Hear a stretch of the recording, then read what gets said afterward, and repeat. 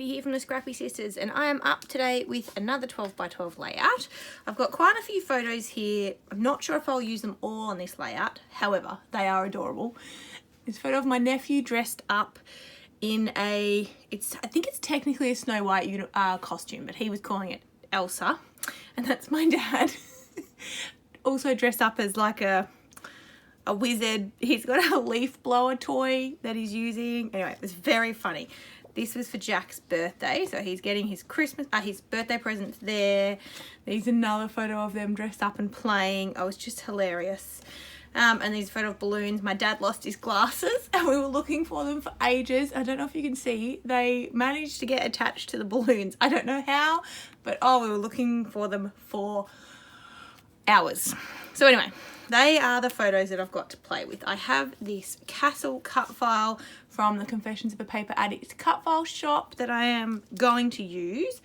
I think I'm going to use this paper, which I've been hoarding for quite some time. It is Stampin' Up. I think it's called Myths and Magic. You can't get it anymore. It's well retired. But it's got these cool like dragon, mermaid patterns. So there's like sparkles and dragons and knights and castles, and there's some wizards and unicorns, and it's just got nice plain patterns on the back. This is a cute purple with a star with a nice cloud pattern. So they're just lovely papers, in my opinion, of course. So that is what I think I'm going to be using. I've also got some kind of shimmery paper here and some wood grain paper that I might incorporate into the backing of the cut file as well. I don't know yet how I'm going to embellish. We're just going to see where this takes us.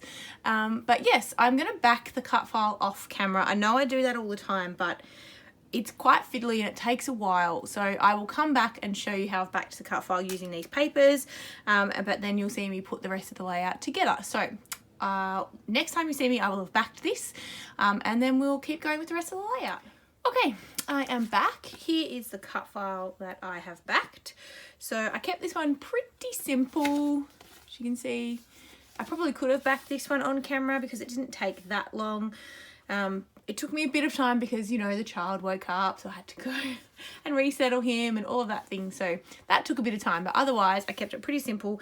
I used some wood grain paper on this middle part of the castle and the two turrets, and then I kept all of these others like the doors, the windows and the bricks in the same paper, and the flags, and then the roof, if you can see, is glitter sparkly paper.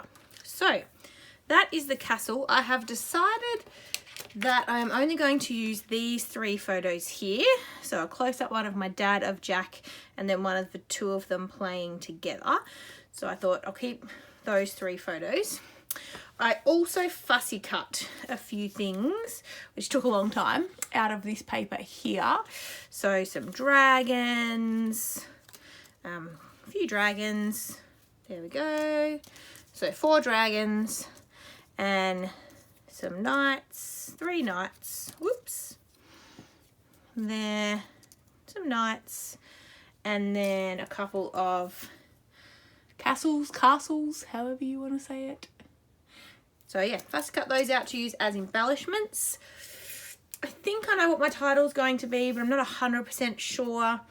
Yeah, so I'm going to flick you into fast forward mode, and I'm going to put the layout together, and we'll check back in with you at the end and see what we end up with. Okay, so we've flipped to voiceover mode. I am thinking that I will use this piece, not thinking, I had already decided that I would use this piece of purple with kind of stars on it as my background piece, because the white was just too stark against the cut file and it didn't help the cut file pop enough. I really wanted to use that cloud side because, you know, there was a cloud and the castle, and I just thought that would work, but the colours weren't working for me. So unfortunately, I'm covering the clouds, even though I love cloud paper. I really do. I rarely use it, but I love it. Anyway, so I am sticking that down, and I am still using white cardstock as well as the background. Again, I could have gutted the middle of it. I probably should have, but I didn't. Sorry, not sorry. I do a little bit of, well, not really mixed media. I put some gesso on the purple cardstock, so it does warp it a little bit. So it is nice to have that extra kind of layer of cardstock just to strengthen it a little bit. So that was the main reason I didn't gut it. But I definitely could have to use it for like backing my photos and stuff. But anyway, I didn't. So there we go. I've got my gesso out and I am going to add that to the middle of the cardstock. I'm just sort of checking where I'm going to put my castle. I say castle. We're just going to go with castle. And so I'm using a makeup sponge, and I've talked about this. I talk about this in our our side-by-side scrapbooking video. However, they haven't come out yet. So when this video goes up, which is late July, our side-by-side videos are coming in August. So you'll get to see those. And I talk about the fact that I use a makeup sponge, just a cheap one from our supermarket, to help me apply gesso, because I just like the effect. I think it looks cool. It does apply it a bit thicker than you can get with like a paintbrush, but you can shear it out kind of as much as you want. I wanted it to be a bit thicker because obviously that cardstock is quite dark, and even though that's the look I was going for, I wanted it dark, but I did want to kind of, I guess, tone it down a little bit. So as I mentioned in my intro, I am using the Castle Cutfile from Virginia's Confessions of a Paper Addict Cutfile store on Etsy. I will leave the link down below so you can check it out. She has amazing cut files. I can't get enough of them. I did just get a new silhouette and it arrived late June, but I didn't have a chance to get it out of the box until early July, and holy cow, I have been cutting like a madwoman. So this is actually one of the last cut files that my sister cut for me on her silhouette.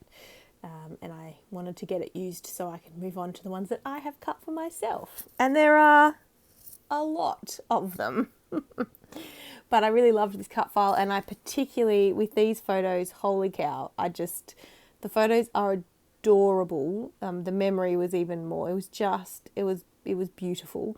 They were running around, my dad and my nephew, and they were playing, it was just hilarious. Jack loves his princess dress. He thinks he's Elsa, even though it's technically, I think, a Cinderella princess dress, but because it's blue, he thinks it's Elsa, so he's running around in that and just loved it.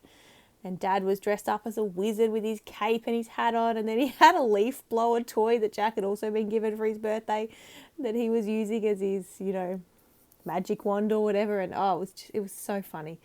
They spent a good hour playing like that. And it was just adorable, and I just thought this castle was the perfect cut file to scrap those photos because it was so whimsical and, beautiful. And the Stampin' Up! Myths and Magic paper collection was perfect because it had the dragons and the knights, and it didn't have any princesses, which it would have been nice to include something princess related onto this layout. Funnily enough, I don't have anything princess related in my stash, or at least not that I could think of quickly, and so we just went with the dragon knight theme. There were mermaids and unicorns in this collection as well, but they didn't really work for what I wanted, so that's okay. We went with the castle and the dragons and the knights, and then super cute. So I've done my gesso. I've effectively talked through me doing the gesso, and now I am sticking dimensionals onto the back of the castle, and then I'm going to stick that down. The benefit about using the makeup sponge to apply the gesso is it dries in next to no time.